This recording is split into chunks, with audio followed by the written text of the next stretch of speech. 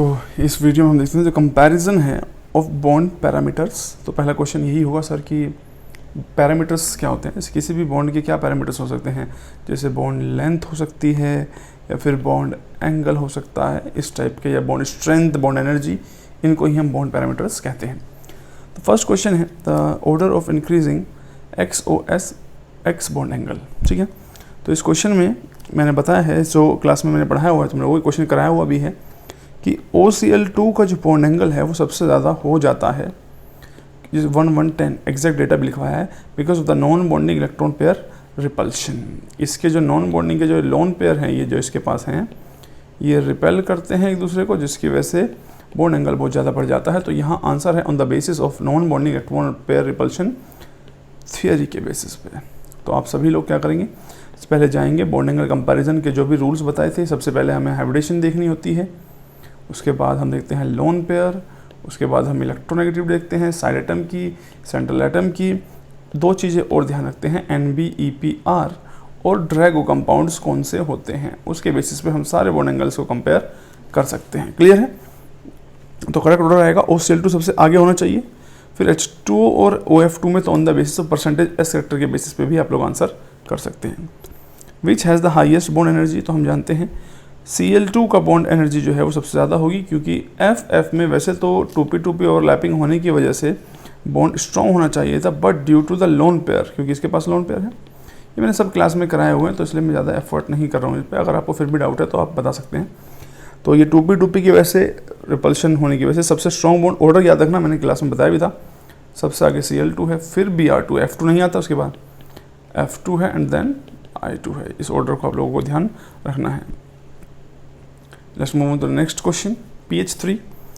इसको कंपेयर किया है किसके साथ, बॉन्ड एंगल विद अमोनिया के साथ। तो हम जानते हैं, मैंने क्लास में बताया ही है, कितना डिटेल पढ़ाया है कि जो PH3 है इसमें S जो लोन पेयर है वो ऑलमोस्ट प्योर 3s ऑर्बिटल में होता है, और बॉन्ड एंगल क्लोज टू 90 ही रहता है। एग्जैक्ट ये बात करें तो 94 डिग्री आई गेस इतना होता है। तो ड्रैगो कंपाउंड है, इसका bond angle obviously much less than ammonia होता है।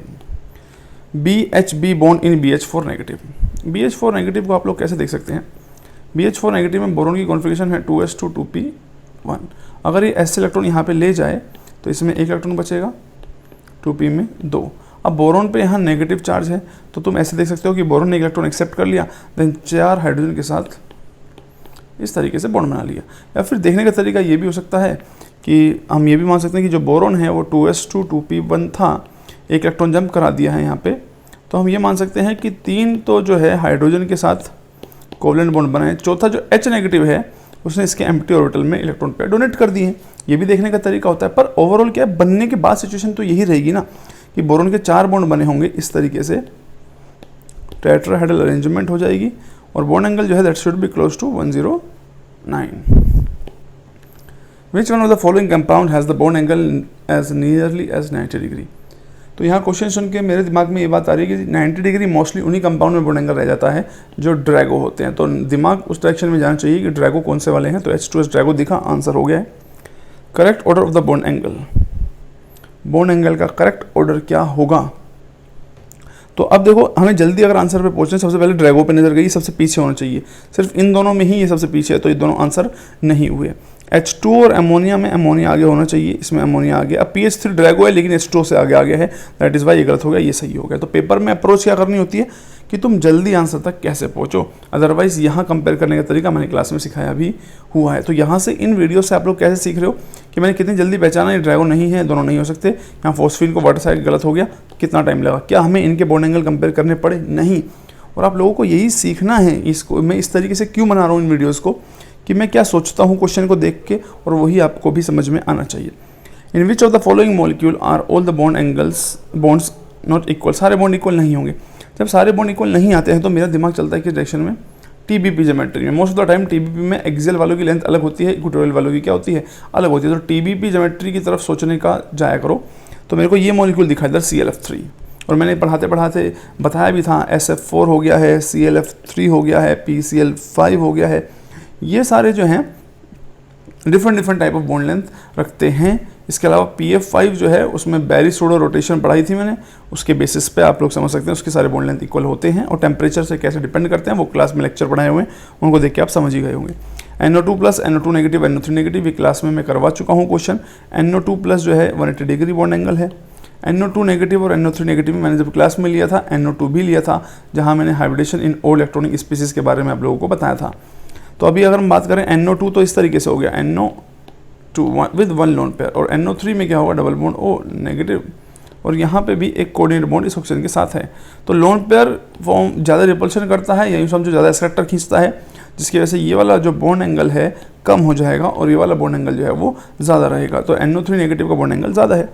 तो सबसे पहले आंसर की तरफ अगर चलना था, देखो एक ही ऑप्शन है, सबसे पहले हम देखते हैं NO2 पॉजिटिव, सबसे आगे इसी में है, दिस इज द आंसर। तो पेपर में हमें सही आंसर तक पहुंचना है, किसी को शो ऑफ नहीं करना है वहाँ पे।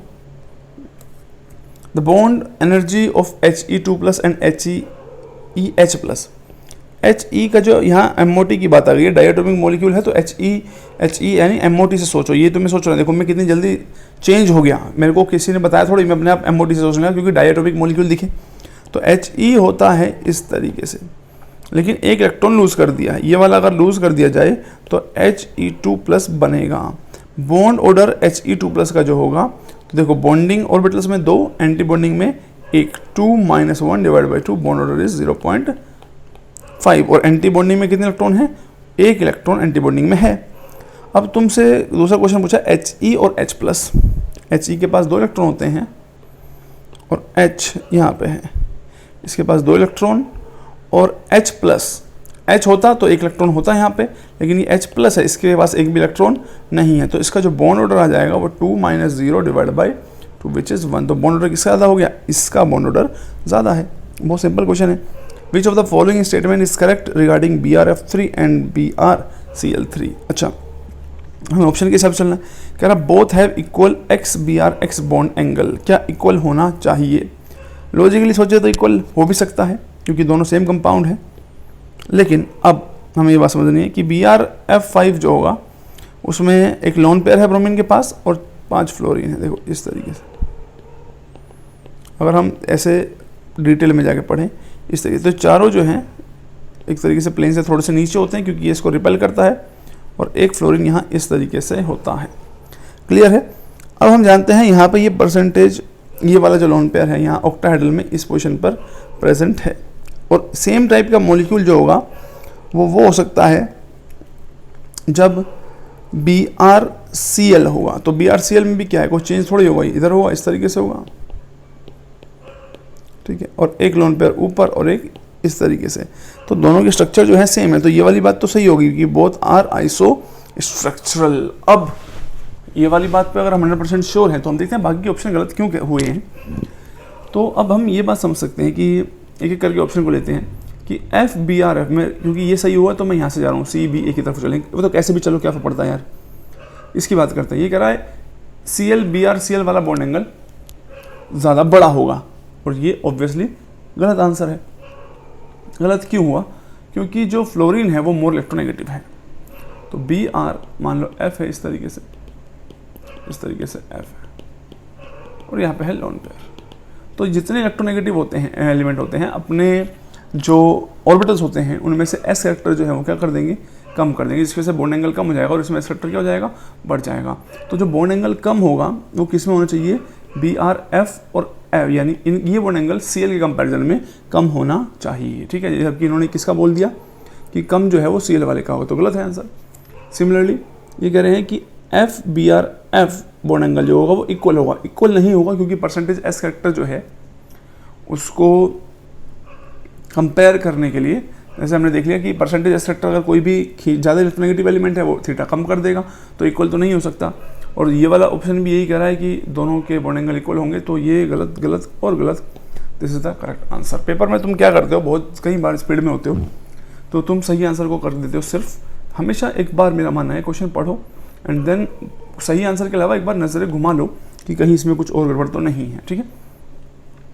इन which of the type ECl3 compound है कोई, E जो है बोरोन फॉस्फोरस आर्सेनिक हो सकता है, एंगल क्या होगा। देखो अगर B बोरोन, E जो है बोरोन है, तो BCl3 तो हम समझ ही गए कि बॉन्ड एंगल 120 डिग्री होगा, ठीक है। अब फॉस्फोरस, आर्सेनिक और बिस्मिथ, इनके पास 5 वैलेंस इलेक्ट्रॉन है, और अगर 3 ही Cl हैं, इसका सीधा सा मतलब क्या निकला कि एक लोन पेयर होगा। और अब मान लो फॉस्फोरस से तुम आर्सेनिक से बिस्मिथ की तरफ जाओ, ये नाइट्रोजन फैमिली में ही तो तुम जा रहे हो नीचे, तो इलेक्ट्रोनेगेटिविटी सेंटर एटम की क्या हो रही है, कम हो रही है। और मैंने बताया था अगर सेंटर एटम की इलेक्ट्रोनेगेटिविटी जो होगी वो कम होती चली जाएगी तो बॉन्ड एंगल जो है उस पर क्या फर्क पड़ेगा। तुम इसको ऐसे कंपेयर कर सकते हो कि ये जो Cl है और लोन पेयर है, मैंने बताया था इसकी इलेक्ट्रोनेगेटिविटी कम है तो इलेक्ट्रॉन पेयर इस तरफ को ज़्यादा रहेंगे, तो ये वाला बॉन्ड एंगल जो है वो क्या हो जाएगा, कम। तो bond angle down the group जाने पे क्या होता जाएगा, कम होता जाएगा। तो सबसे ज़्यादा BCl3 वाला होगा, फिर down the group phosphorus, arsenic, bismuth कम होता चला जाएगा। क्लियर है। Strongest PO bond is found in which of the molecule. अब बॉन्ड स्ट्रेंथ के ऊपर क्वेश्चन है, तो इन्होंने क्या बताया, PO बॉन्ड जो है इस तरीके से बनता है, मान लो PF3 था, ठीक है, ये इस ऑक्सीजन को अगर एक लोन पेयर डोनेट करता है, लोन पेयर ये बैक बॉन्ड भी बना सकता है, जिसको हम जनरली सिंपली इस तरीके से बना देते हैं, ठीक है, एक ही चीज़ है। अब हमें बात समझनी है, जितना ज़्यादा ये इलेक्ट्रोनेगेटिव होगा साइड एटम, इन वालों में S करेक्टर उतना कम होगा, और इसके सिग्मा बॉन्ड में S करेक्टर उतना ज़्यादा, और S करेक्टर जितना ज़्यादा होगा बॉन्ड उतना क्या होता जाएगा, स्ट्रॉन्ग होता जाएगा। तो P डबल बॉन्ड O ज़्यादा स्ट्रॉन्ग किसके लिए हो जाएगा, जिसके लिए सबसे ज़्यादा इलेक्ट्रोनेगेटिविटी है, यानी इसके केस में। सोचने का तरीका समझ में आया, ठीक है। तो आप सारे ऑप्शंस कर करके देखिए, किसी में भी डाउट नहीं होना चाहिए। FASF bond angle in this can be कितना हो सकता है, तो हम जानते हैं अगर ये 5 बॉन्ड बना रहा है आर्सेनिक, तो TBP ज्योमेट्री के अकॉर्डिंगली इस तरीके से सिचुएशन होनी चाहिए। लेकिन being more electronegative, fluorine will always occupy axial position, इसी को हम एपिकोफिलिसिटी नाम से भी जानते हैं। राइटिंग पे ध्यान मत देना, नाम सुन लो, एपिकोफिलिसिटी। एपिकल पोजीशन, एपिकल यानी एक्सियल पोजीशन के लिए जिसका अट्रैक्शन है, एपिकोफिलिसिटी। फिलिक मतलब क्या होता है, लवर, तो एपिकोफिलिसिटी मतलब एक्सियल पोजीशन के लिए लव ज़्यादा किसका होगा, मोर इलेक्ट्रोनेगेटिव एलिमेंट का है। तो फ्लोरीन यहाँ हो सकता है इस तरीके से, इन पोजीशन पे यही स्ट्रक्चर बनेगा। तो क्या क्या बॉन्ड एंगल हो सकता है, F आर्सेनिक F के बीच में 90 के क्लोज हो सकता है, या फिर 180 के क्लोज हो सकता है। तो 90 180 ऑप्शन में है, दिस इज द ऑप्शन। देखो 120 तो होगा ही नहीं, 90 होगा लेकिन 120 नहीं होगा, 90 हो सबके बीच में, ऐसा पॉसिबल नहीं है। विच of the following compound has the smallest bond angle, smallest के सुनते मेरे दिमाग में आता है Drago SH2, which is the answer. The correct order of the bond angle is, अच्छा बॉन्ड एंगल का करेक्ट ऑर्डर पूछा है, तो मुझे यहाँ देख के मुझे सबसे पहले लगा ड्रैगो को देखो सबसे पीछे इन दोनों में है, इसमें भी है, तो ये ऑप्शन नहीं है। BF3 सबसे आगे होगा क्योंकि 120 डिग्री हाइब्रिडेशन भी sp2 होती है, तो ये वाला ऑप्शन नहीं होगा। अब NH3 और SiH4 में बात करते हैं, तो NH3 में नाइट्रोजन के पास एक लोन पेयर है, SiH4 में इसके पास कोई लोन पेयर नहीं होता, तो लोन पेयर होता है तो बॉन्ड एंगल क्या हो जाता है, कम हो जाता है। तो करेक्ट ऑप्शन कौन सा होगा, ये वाला हो जाएगा। क्लियर है। देखो कितनी तरीके से जब पेपर में आंसर करते हैं तो किस तरीके से मैं एलिमिनेट करता हुआ चलता हूँ, और तुम सोचते हो सर इतनी जल्दी कंपैरिजन कैसे किया। तो मेरा मानना यही है, जो क्लास में मैंने क्वेश्चन पढ़ाए हैं उनको ध्यान रखो, इसे देखते ही याद आ जाए, सर ये तो sp2 है, सर ये तो sp3 है, इसका बॉन्ड एंगल 107 के आसपास है, SiH4 109 होगा, सर ये ड्रैगो कंपाउंड है, ये सब बातें एकदम देखते ही नजर आनी चाहिए। नेक्स्ट हम बात करते हैं the maximum number of 90 degree angle between the bond pair of electron is observed. 90 degree के सबसे ज़्यादा बॉन्ड एंगल किस में होंगे, तो आंसर है sp3d2। मेरे को देखते क्यों नजर आ गया, मैंने पढ़ाया ना, क्लास में लिखवाता भी हूँ, मैंने जब ज्योमेट्री बनाई थी मैंने बताया था 90 डिग्री के 12 बॉन्ड एंगल हैं, ये वाली बात मैं हमेशा मेंशन करता हूँ। तो जो क्लास की बातें मैंने बोली हुई है आप लोग वो ध्यान रखें, वही मैं एज इट इज यहाँ पे use. Next question, bond length इनमें से किसकी इक्वल नहीं होगी, नॉट इक्वल, नोट को मार्क करके चलेंगे। तो हम अच्छे से जानते हैं जब TBP ज्योमेट्री की बात होती है उस केस में नॉट इक्वल आ जाती है, क्योंकि एक्सियल इक्वेटोरियल बॉन्ड्स होते हैं। तो SF4 मुझे नज़र आ रहा है, फ्लोरीन जो है इक्वेटोरियल एंड एक्सियल, तो इक्वेटोरियल वाली बॉन्ड लेंथ छोटी होगी, एक्सियल वाली बड़ी होगी, तो different type of bond length SF4 में नज़र आ सकती है। The decreasing value of bond angle from ammonia to SBH3, हम अच्छे से जानते हैं NH3 से लेके एक ही ग्रुप की बात चल रही है SBH3 तक, जो बॉन्ड एंगल है वो डिक्रीज होता है। उसका रीज़न क्या है, रिपल्शन, इलेक्ट्रोनेगेटिविटी, तो मैंने इलेक्ट्रोनेगेटिविटी के बेसिस बताया था, सेंटर एटम की इलेक्ट्रोनेगेटिविटी अगर कम होगी, अभी हमने ऊपर भी डिस्कस किया था इसी बात को, इलेक्ट्रोनेगेटिविटी कम होगी तो जो बॉन्ड एंगल है वो क्या हो जाएगा, कम हो जाएगा। This should be the correct answer. The molecule having smallest bond angle, जब भी मैं स्मॉलेस्ट बॉन्ड एंगल सुनता हूँ तो ड्रैगो मेरे दिमाग में आता है, पर इनमें से कोई भी ड्रैगो नहीं है। नहीं है तो डाल दो ग्रुप, देखो नाइट्रोजन से नीचे फॉस्फोरस, फॉस्फोरस से आर्सेनिक, आर्सेनिक के नीचे एंटीमनी, तो it should have the smallest bond angle. और NCl3 का तो वैसे भी NBEPR की वजह से बॉन्ड एंगल ज़्यादा होता है। ठीक है, यहाँ से हम स्टार्ट करते हैं अपना next topic, hydrogen bonding and dipole moment, and it should be dipole moment. Dipole moment क्या होता है उसके बारे में सारे पॉइंट्स मैंने पढ़ाए हुए हैं, या तो मेन ग्रुप में पढ़ाए होंगे या फिर केमिकल बॉन्डिंग में पढ़ाए होंगे। यहाँ हम उसके ऊपर बेस्ड क्वेश्चन देखते हैं। एक मॉलिक्यूल है MX3 टाइप, इसका डाइपोल मोमेंट 0 है। The sigma bonding orbital used by M, कौन से सिग्मा बॉन्डिंग ऑर्बिटल यूज किए होंगे, BF3 टाइप मॉलिक्यूल समझ लो, तो डाइपोल मोमेंट 0 भी आएगा। और बोरोन की हाइब्रिडेशन क्या है यहाँ पे, एक तरीके से sp2 है, और इलेक्ट्रॉन होने भी नहीं चाहिए, और इलेक्ट्रॉन हो गए तो लोन पेयर होता तो डाइपोल मोमेंट 0 नहीं आता। तो इसका जो हाइब्रिडेशन है sp2 है, तो sp2 ऑर्बिटल इसने यूज किए होंगे। Which set of isomer of this is having equal dipole moment with this, ये तो बेंजीन के ऊपर क्लोरीन है, इसका डाइपोल मोमेंट अगर मान लो कुछ भी डाइपोल मोमेंट है म्यू, तो इसके किस आइसोमर का डाइपोल मोमेंट म्यू ही होगा। तो आप अच्छे से जानते हैं कि अगर बेंजीन पर 120 डिग्री पर 2 Cl लगा दिए जाएं तो ये एक वेक्टर है म्यू, ये दूसरा है म्यू, बॉन्ड एंगल 120 है, तो रिजल्टेंट जो होगा उसका फॉर्मूला आप जानते हैं, μ1² प्लस μ2² प्लस 2 μ1 μ2 cos थीटा, ये सब अंडर द रूट ही है, एक साथ ही आगे का। और अगर आप μ1 की जगह भी म्यू रख दें, μ2 की जगह भी म्यू रख दें और cos थीटा 120 रख दें, तो you will get final answer mu ही आएगा। यानी कि मैंने पहले क्लास में पढ़ा है, आप देख लेना। तो यानी कि कौन सा आइसोमर है, मेटा वाला, तो पहला मेटा ऑप्शन होना चाहिए।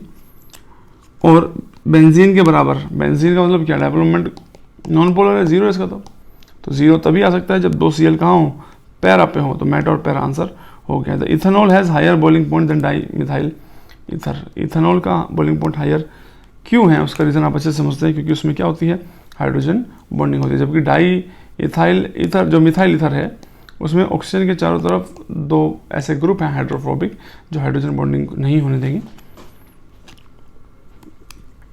Which of the following compound have significant intermolecular hydrogen bonding? HF में तो है ही, तो HF वाला आंसर हो सकता है 1, 2 या 3, ये तो गया। फिर अल्कोहल में हाइड्रोजन बॉन्डिंग होती है तो अल्कोहल होना जरूरी है, ठीक है, लेकिन CH4 में नहीं हो सकती क्योंकि इलेक्ट्रोनेगेटिव एलिमेंट होना जरूरी है। तो best possible answer is this. Which of the following molecules are expected to exhibit intermolecular hydrogen bonding, बहुत सिंपल क्वेश्चन है। एसिटिक एसिड में इंटरमोलिकुलर हो सकती है, हम जानते हैं एसिटिक एसिड में डायमर बनता है, याद है, इस टाइप से CH3 C double bond OH, तो हाइड्रोजन बॉन्डिंग एग्जांपल है, 2 मॉलिक्यूल डिफरेंट मॉलिक्यूल के बीच में है, तो इंटरमोलिकुलर हुई। यहाँ ध्यान से पढ़ना, इंटर है कि इंट्रा, ऑर्थोनाइट्रोफ्लोरल वाले में है लेकिन कौन सी है, इंट्रामोलिकुलर है। मेटा वाले की बात करें या ऑर्थोबोरिक एसिड, बोरिक एसिड तो हम जानते ही हैं, अब ऑप्शन के हिसाब से चलना पड़ता है। मेटा वाले में होगी इंटरमोलिकुलर, बोरिक एसिड में तो है, मैंने पूरा स्ट्रक्चर भी डिटेल में पढ़ाया। तो 4th 100% श्योर हूँ मैं, फर्स्ट 100% श्योर हूँ। तो 1 और 4 कितने ऑप्शन में है, इसमें भी 1 और 4 है, इसमें भी 1 और 4 है, इसमें 1 नहीं है, इसमें 4 नहीं है। तो अब देखना सेकंड और 3 में, सेकंड में तो हम अच्छे से समझ गए, सेकंड जो है उसमें हमारे पास इंट्रामोलिकुलर, तो सेकंड नहीं होना चाहिए, तो आंसर हो गया ये, यानी मेटल इंटरफेनॉल में इंट्रामोलिकुलर हाइड्रोजन बॉन्डिंग हो सकती है। क्लियर है, इंट्रामोलिकुलर हाइड्रोजन बॉन्डिंग इनमें से किस में होगी, तो मैं ये सिंपल एग्जांपल है, कोई भी पढ़ाता है तो पढ़ाता है, ये सैलिसाइल्डिहाइड जो होता है उसमें इंट्रामोलिकुलर हाइड्रोजन बॉन्डिंग होती है, कुछ पर्टिकुलर एग्जांपल हैं इस टाइप से। तो ये कोई डिफिकल्ट क्वेश्चन है नहीं।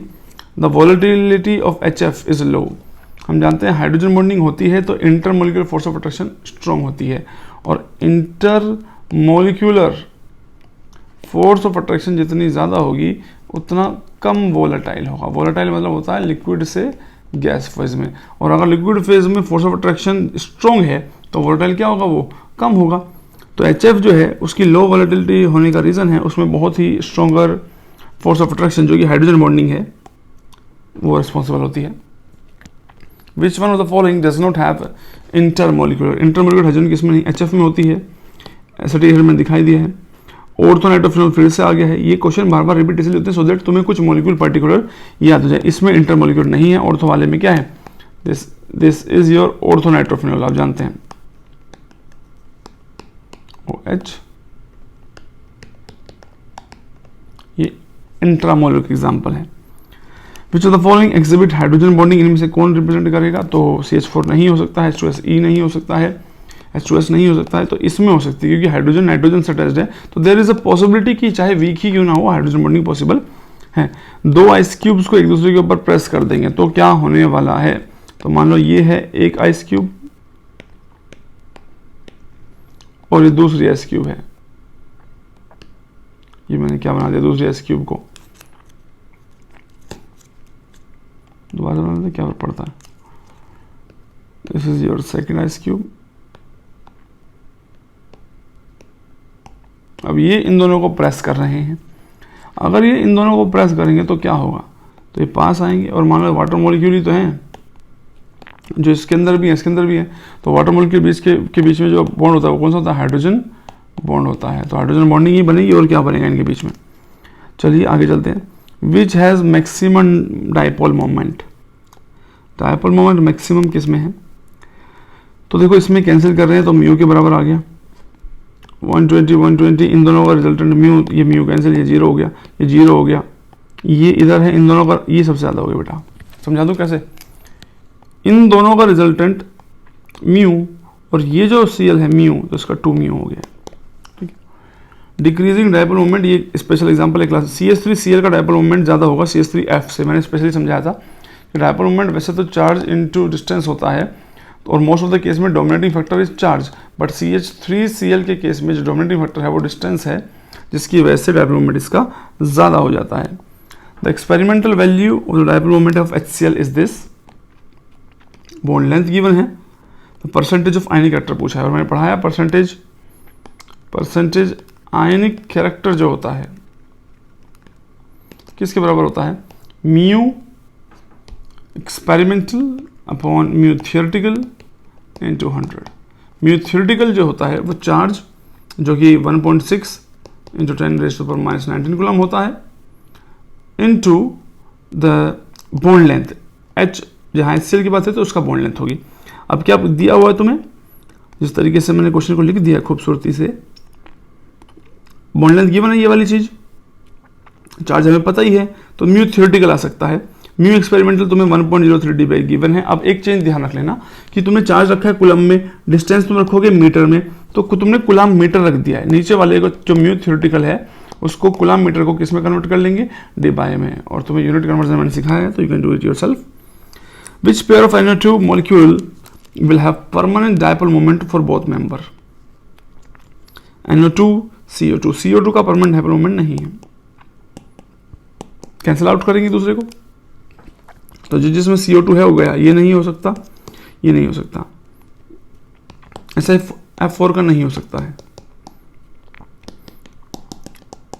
इसका डाइपोल मोमेंट क्या होगा, 0 होगा, तो ऐसा F4 वाला गया, ये ऑप्शन बचा। और हम जानते हैं दोनों ही NO2 को बनाओगे इसका भी 0 नहीं आ सकता, एक इलेक्ट्रॉन है इसके पास, याद रखो bond angle 134 degree, dipole moment इसका 0 नहीं हो, just like ozone which can never have dipole moment to be 0। तो ये एग्जांपल कभी कभी, लेकिन जल्दी आंसर आने तक मैंने किसको जल्दी पहचाना कि क्या नहीं हो सकता, CO2 नहीं हो सकता, CH4 नहीं हो सकता, दिस इज द आंसर। इतना ही टाइम लगता है पेपर में करने पे।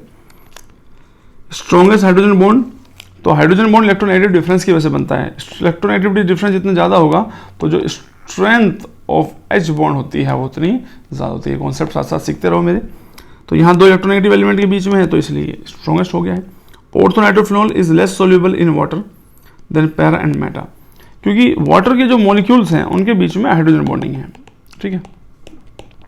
और अगर तुम कोई ऐसी चीज़ ऐड कर रहे हो जो इंट्रा मोलिक्यूल हाइड्रोजन बॉन्डिंग तो बनाती है पर दूसरे मोलिक्यूल के साथ इतना अच्छा नहीं बनाती है। तो अगर एक मोलिक्यूल सॉल्वेंट में हाइड्रोजन बॉन्डिंग है तो उसमें वही सोल्यूट अच्छे से सोल्यूबल होते हैं जो उसके साथ हाइड्रोजन बॉन्ड अच्छा बना सकते हैं, क्योंकि उनके बीच में जिस टाइप का इंटरेक्शन है वो मोलिक्यूल उस इंटरेक्शन के साथ रह सकते हैं। फॉर एग्जाम्पल यहाँ वाटर मोलिक्यूल हैं, ये हाइड्रोजन बॉन्डिंग से जुड़े हुए हैं आपस में, ठीक है। तुमने एक ऐसी चीज़ डाल दी, मान लो चाहे वो कोई भी हो XYZ, और वो भी हाइड्रोजन बॉन्ड बना सकती है इंटरमोलिकुलर, तो वो इनके बीच डिसॉल्व हो जाएगी, सोल्यूबल हो जाएगी। तो इसीलिए ऑर्थोनाइट्रोफिनॉल जो है वो लेस सोल्यूबल है क्योंकि वो हाइड्रोजन बॉन्ड नहीं बना पाता है। शोज, तो इन्होंने आंसर को इस तरीके से लिखा है क्योंकि ये इंट्रा मोलिक्यूलर बनाता है, इंटर नहीं बनाता है, इसलिए ये सोल्यूबल नहीं है। अब यहाँ से आगे की जो इंपॉर्टेंट बातें हैं वो है वेरी वेरी इंपॉर्टेंट। पहले आप मेरे सारे के सारे लेक्चर MOT के देखिए, क्योंकि तभी पढ़ने और डिस्कस करने का मजा है। तो मॉलिक्यूलर थियरी डिस्कस करेंगे इन द नेक्स्ट क्लास।